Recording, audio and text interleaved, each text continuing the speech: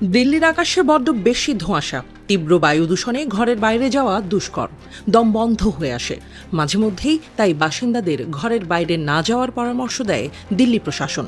গণ অভ্যুত্থানে বাংলাদেশ ছেড়ে দিল্লিতে পালানো শেখ হাসিনার জন্য হয়তো সেটাই ভালো। ঘর থেকে বের না হওয়ার বিষয়ে একটা অজুহাত তো তিনি দাঁড় করাতে পারেন। দিল্লির আকাশের মতোই হাসিনার ভাগ্যের অবস্থাও গুমোট। তিনি ১.৫ হাত সামনে কি আছে তাও দেখতে পান না। মিত্র ভারত তাকে দিল্লিতে আশ্রয় দিলেও মাথার উপর ঘুরছে নানা বিধিনিষেধ। বাইরে তার বের হওয়া হয়তো নিষিদ্ধই একরকম, সেই সাথে ফেসবুক লাইভেও মুখ দেখানো মানা হয়তো। যে কারণে একসময় টিভি এয়ার টাইমের অর্ধেকটা দখলে রাখা হাসিনা ফেসবুকেও আসেন অডিও লাইভে। কণ্ঠ তার শোনা গেলেও নামটা থাকে গোপন। নেত্রী বলে একসময় যারা মুখে ফেনা তুলত, তারা এখন হাসিনাকে এড়িয়ে চলছেন।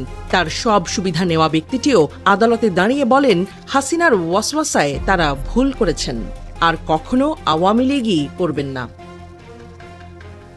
এমন দুর্দিনে হাসিনার জন্য আরেক দুঃখের খবর। আন্তর্জাতিকভাবে প্রমাণ হয়ে চলেছে তার অপরাধ। বিশ্বের সব রাষ্ট্রের প্রতিষ্ঠান, জাতিসংঘের প্রতিবেদনও যাচ্ছে তার বিপক্ষে। কাজে লাগছে সেই অ্যাওয়ার্ড। সবাই দেখছে কতটা জঘন্য কাজ করেছেন তাদের চ্যাম্পিয়ন অব দ্য আর্থ। এবার গত বছরের জুলাই আগস্টে ছাত্র জনতার আন্দোলনকে দমন করার সময় মানবাধিকার লঙ্ঘন করেছে সাবেক প্রধানমন্ত্রী শেখ হাসিনার সরকার। জেনেভায় মানবাধিকার কাউন্সিলের বৈশ্বিক আপডেটের ৫৮তম অধিবেশনে এই সংক্রান্ত প্রতিবেদনটি উপস্থাপন করেছেন জাতিসংঘের মানবাধিকার বিষয়ক high commissioner Volker Turk. Volker Turk জানান, গত বছরের সহিংসতার কারণে বাংলাদেশ কঠিন সময় পার করেছে। হাসিনা সরকার বিক্ষোভকারীদের নৃশংসভাবে দমন করেছে। এতে করে বাংলাদেশে গুরুতর মানবাধিকার লঙ্ঘনের ঘটনা ঘটেছে বলেও জানান তিনি। জাতিসংঘের এই কর্মকর্তা বলেন, বাংলাদেশ এখন নতুন ভবিষ্যতের পরিকল্পনা করছে এবং তাদের এই প্রতিবেদন এক্ষেত্রে বড় ভূমিকা রাখবে বলে আশা তার।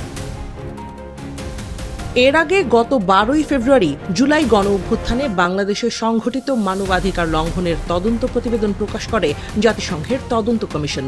এতে বলা হয়, পতিত হাসিনা সরকার সহিংস উপায় ব্যবহার করে গুরুতর মানবাধিকার লঙ্ঘন করেছে। জাতিসংঘের এই প্রতিবেদনে হাসিনার রাজনৈতিক ক্যারিয়ারে শেষ পেরেকটা ঠুকে দেওয়া হয়েছে। তার দেশে ফেরাও পড়েছে চির অনিশ্চয়তার মুখে। এবার হাসিনাকে তাই যেতে হবে হাসি না মুড়ে। হুমায়ুন আহমেদের সেই নাটকের সংলাপ এবার আপার মুখেও শোনা যেতে পারে, আমার সামনে হাসবা না, আমি হাসি পছন্দ করি না।